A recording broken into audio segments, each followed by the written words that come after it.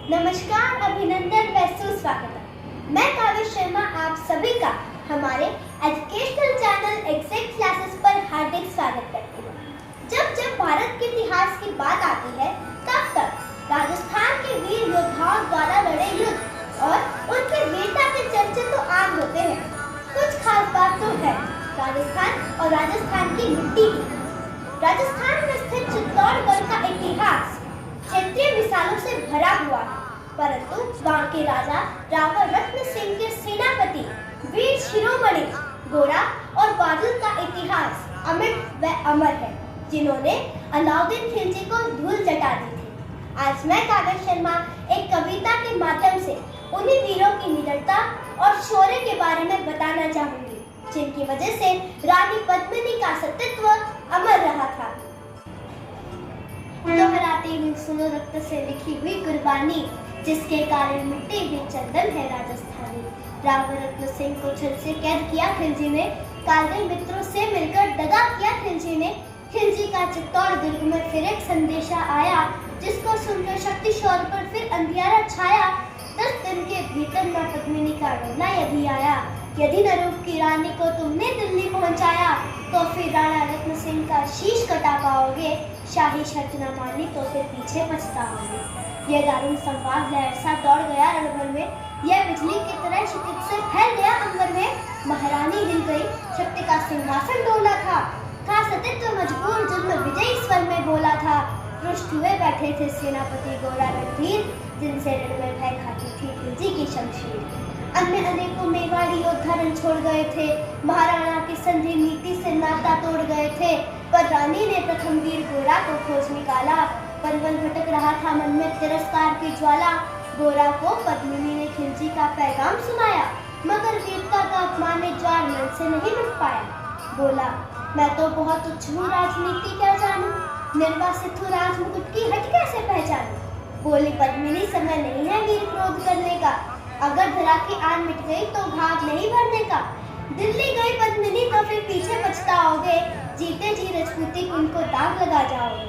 राणा ने जो कहा किया वो माफ करो सेनानी, ये कहकर गोरा के कदमों पर झुकी पद्मिनी रानी।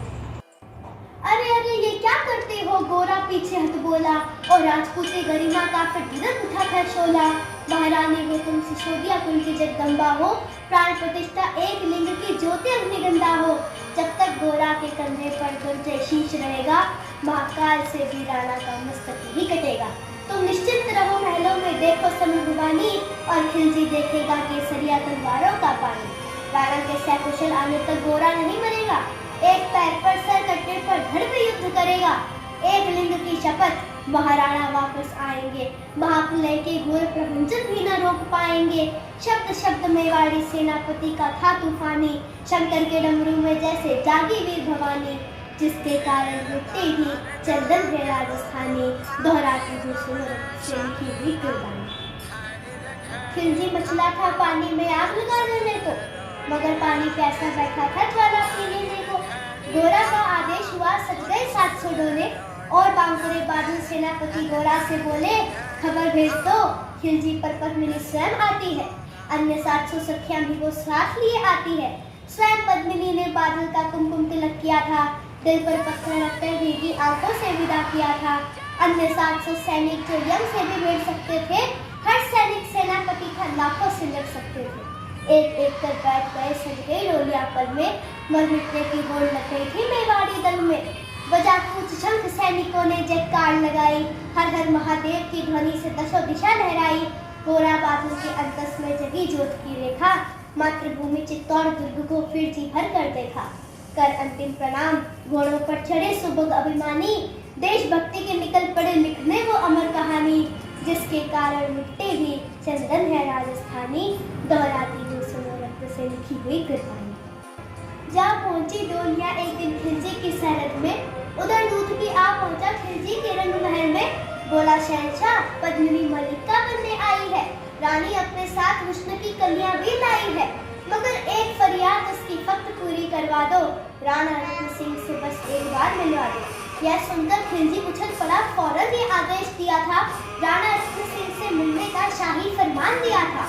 यह शाही फरमान दूत ने गोरा तक पहुंचाया, गोरा झूम उठे उस क्षण बादल को पास बुलाया। बोले बेटा समय आ गया है अब तक मरने का, मातृभूमि में वार धुलाका दूध सफल करने का। ये लोहार पद्मिनी वेश में बंदी रह जाएगा, केवल 10 तोलियां लिए गोरा पीछे पीछे धाएगा। यह बंधन काटेगा हम राणा को मुक्त करेंगे, कुछ घुड़सवार अपनी ही आड़ में उधर तैयार रहेंगे।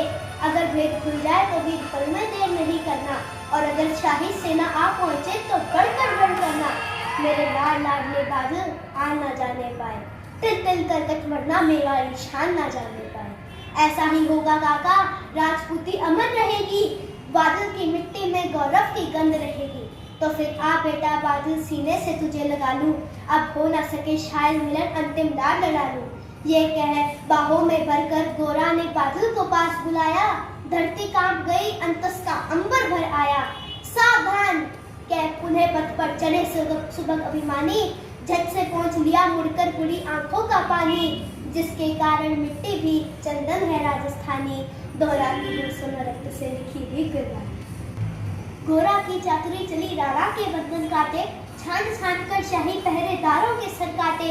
लिपट गए गोरा से राणा गलती पर पछताए, सेनापति की नमक हलाली देख नैन भर आए।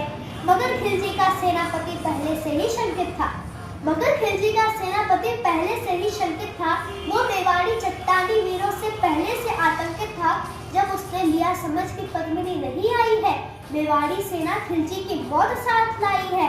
पहले से तैयार सैन्य दल को उसने ललकारा, निकल पड़ा टिड्डी दल रण में बजने लगा नगाड़ा। राणा चले तभी शाही सेना लहरा कर आई, खिलजी की लाखों नंगी तलवारें परी दिखाई। खिलजी ललकारा दुश्मन को भाग न जाने देना, राणा रत्न सिंह का शीश काट कर ही तुम दम लेना। टूट पड़ो मेवाड़ी शेरों बादल सिंह ललकारा, हर हर महादेव का गर्जा न भेदी जयकारा। निकल डोलियों से मेवाड़ी बिजली लगी चमकने, काली का खप्पर बनने तलवारें लगी खटकने। राणा के पथ पर शाही सेनापति दलित बड़ा था, पर उस पर तो गोरा हिमगिरी सा अड़ा खड़ा था। कहा जफर से एक कदम भी आगे बढ़ न सकोगे, और यदि आदेश न माना तो कुत्ते की मौत मरोगे। रत्न सिंह तो दूर न उनकी छाया तुम्हें मिलेगी, दिल्ली की भीषण सेना की होली अभी जलेगी। ये कहकर गोरा रण में महाकाल बन हुंकारा, लगा काटने शीश बही समर में रक्त की धारा। खिलजी की असंख्य सेना से गोरा घिरे हुए थे, पर मानो वह रण में मृत्युंजय बने हुए थे। इस भीषण रण से ढली थी दिल्ली की दीवारें, गोरा से टकराकर टूटी खिलजी की तलवारें। मगर कयामत एक अंत में छल से काम लिया था, गोरा की जंगा पर अली ने छिपकर वार किया था।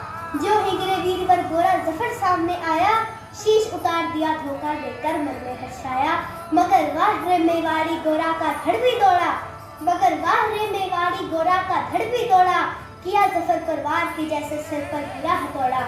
एक बार में ही शाही सेनापति चीर दिया था, जफर मोहम्मद को केवल धरने में जीत दिया था। जो ही जफर कटा शाही सेना का साहस गरजा, काका का धड़ देखकर बादल सिंह महारुद्र सा गरजा।